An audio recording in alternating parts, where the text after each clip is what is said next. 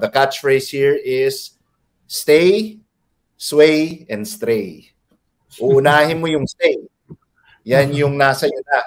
You have to enhance that. You have to solidify that. These are your stay votes.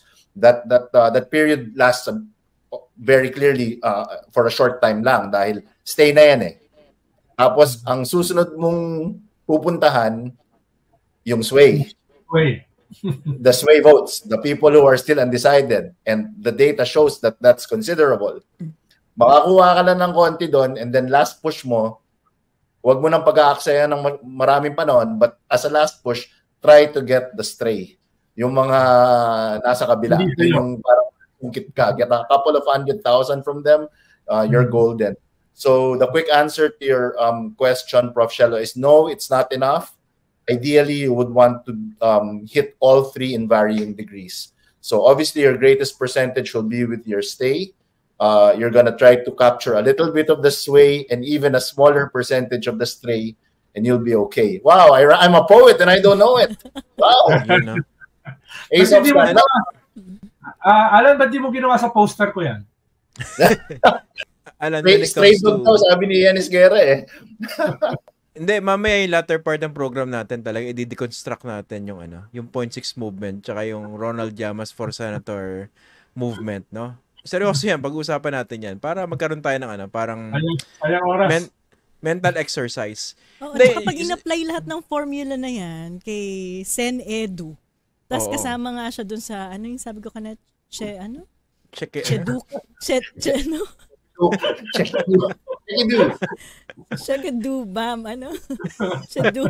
Chedukibam. Sa Chedukibam. Kasi isang branding, di ba? Dala silang lahat. Parang nasama yata si Secretary Duque doon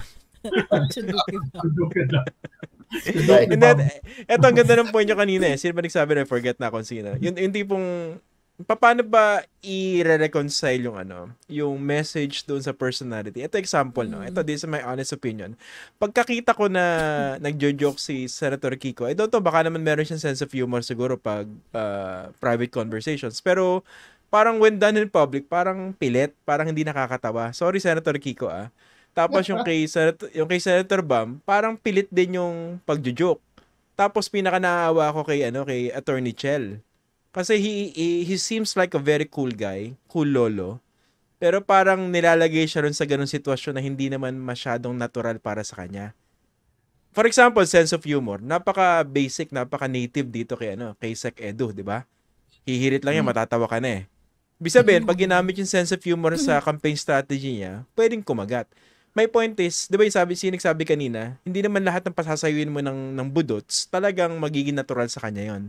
Yeah. O yung pagkakantahin mo ng Wonderful Tonight, magiging natural. So, di ba minsan inisip ng mga kandidato, ang politika sa Pilipinas, parang kailangan maging payaso ka eh. Kumanta ka, sumayaw ka. Pero parang not necessarily, di ba? Hindi naman lahat ng sasayaw at kakanta, ma-achieve yung same purpose kung saan natural yung ganong pagkilos, no? Dagdagan ko bago sila sumagot. Pero, sige. So, dyan din papasok yung isang malaking tanong, no? Kasi sa profile ng election sa Pilipinas, yun nga ba yung formula? Kailangan mapatawa mo lang yung audience? Kailangan mag-isip ka lang ng unique dance step para sa sarili mo? Or kumanta ka lang? Or kailangan bang mapalalim pa yung conversation? Nagmamatter ba talaga yan sa voting public? At saka, kung magko-convert ka, yung stay, sway and stray. Kasama ba sa strategy na yan, yung pagpapalalim ng conversation, or importante lang talaga yung name recall? At kung anong strategy ng name recall yung gagawin mo, hanggang gimmick na lang yon in terms of, mobilizing your resources versus exerting too much effort in identifying general plans of actions, etc. Tama. I'll take a crack at that. To the esteemed panel, I'll take a crack at that. It's very, very telling that the four of us were not jumping up in joy with these ads. It's very, very telling. Bakit? Kasi tayo iboboto na natin sila eh. Kasi we base our votes on track record, on performance, on competence, on the character of integrity of the candidate. So they already have our votes. So the fact that they are not communicating to us and exciting us, I'm hoping the data scientists, at least of Senator Risa and Kiko and Bam and Attorney Chell, are doing such a good job na kinakausap nila bagong tao na. Kasi if they do their usual campaign, they're preaching to the choir because we'll vote for them anyway. So yun na nga, nasa stay na tayo eh. So maybe by doing this, it was so effective that we were like, oh gosh. In fact, some of my office mates found it, and I'll use the word, everybody's thinking it, I'm gonna say it, it's the elephant in the room. A lot of people found it cringy. But maybe that's a good sign. Baka I'm looking at it with rose-colored glasses, no? Pero maybe that's a good sign kasi hindi tayo ang kausap. This time, hindi na tayo ang kinakausap. Kasi ano na tayo eh, huli na tayo eh, hulog na tayo dyan eh, solid ano na tayo eh, solid supporters na tayo eh. So follow up dun. So does that mean yun sa other set of voters, hindi nagmamatter or hindi dapat lumulubog dun sa usapin ng competency? Ano ba mga stand mo sa mga ganitong issue? Pro-pogo ka ba o anti-pogo ka ba? Or it's just something na funny, mag-i-introduce ng recall? At ito nga yun, di ba? Lahat tayo nagre-react, mag-trigger ng reaction. And that's enough to introduce their names. Okay, I will play the role of Sen Edu now and be a heartbreaker. I'm gonna break your heart, Prof. Shelo. No, it does not matter. It's proven by data. Well, there's 3 studies. The latest one was last year. Lumalabas talaga. On the local level, it matters. They're looking for solutions. Pag LGU, solution. Sino makakaayos ng kuryente, ng kalsada, sino makapagtatayo ng palengke, ng bagong ospital, local. That's why you have the likes of, Vico Soto coming up and Mayor Marcy and Mayor Joy, of course. Diba? That's why may mga outstanding local leaders. Pero sa national, it's still distraction. They're not looking for solutions. Nawala yata si ano. Hindi Nawala ba nagbayad. si Alan? Hindi yata nagbayad si Alan, no? Am I back? Am I back? Alan, alam mo, nawala ka lang ng mga 2 seconds, may yumari na sa'yo. Ganong katindi yung backstabbing. Ganong katindi yung backstabbing dito, ah. Hindi ka rin nagbayad. I'm in the 0.6 movement headquarters. What do you expect? What kind of internet do you Kulang think ng we have here? pondo, no? 1.6 Mbps. 0.6 Mbps. So I don't know where I cut off, but sadly, Alan, sorry. Pwede kong idagdag na rin to. Another rider question. Kasi ginamit mo yung word na cringy. Pero does cringy necessarily work? Kasi dito may nag-post, diba? Sumayaw din naman si Harry Roque nung nakaraang kampanya. And other people found that cringy. If not creepy. Pero ano ba yung Mas creepy.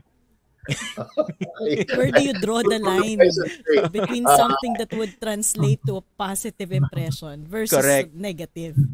Siguro ang isang example ko diyan, 'di ba, medyo merong isang disruptive ad, yung isang Coke product, soft drinks product, yung RC Cola. 'Di ba? Sobrang weird, it didn't make any sense, pero pinag-usapan siya. Yung ganun bang formula, nagwo-work ba yan sa national campaign? And if so, up to what extent? Dagdag sa tanong ni Christian Alan, from your vantage point, anong tingin mo? Anong niche, anong audience effective ito? Itong ganitong klaseng, at least itong specific ad na ito. Okay, for the specific ad, tama si Prof. Shelo, the choice of setting, the choice of song, they're obviously targeting 37, mga ganyan, 37 to 48. Medyo, I don't think they will hit D because whatever you say, hindi naman nila alam yung friends. Certainly not E, but maybe broad C and B. Yan yung siguro tinatarget. Baka dapat Marimar.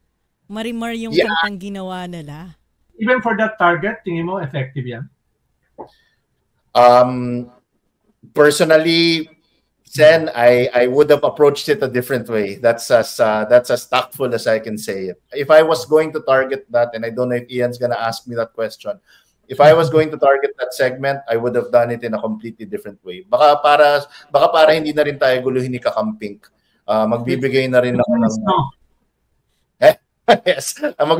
Baka mamaya makapagbigay ako ng unsolicited advice na never naman pinakikinggan ng mga LP, no? Nung January lang sila nakinig sa akin and nung January lang sila sumunod sa mga payo ko and tinaman nangyari sa atin, kinapos tayo. But anyway, it is what it is. I'm not bitter at all. I'm sweet as an apple.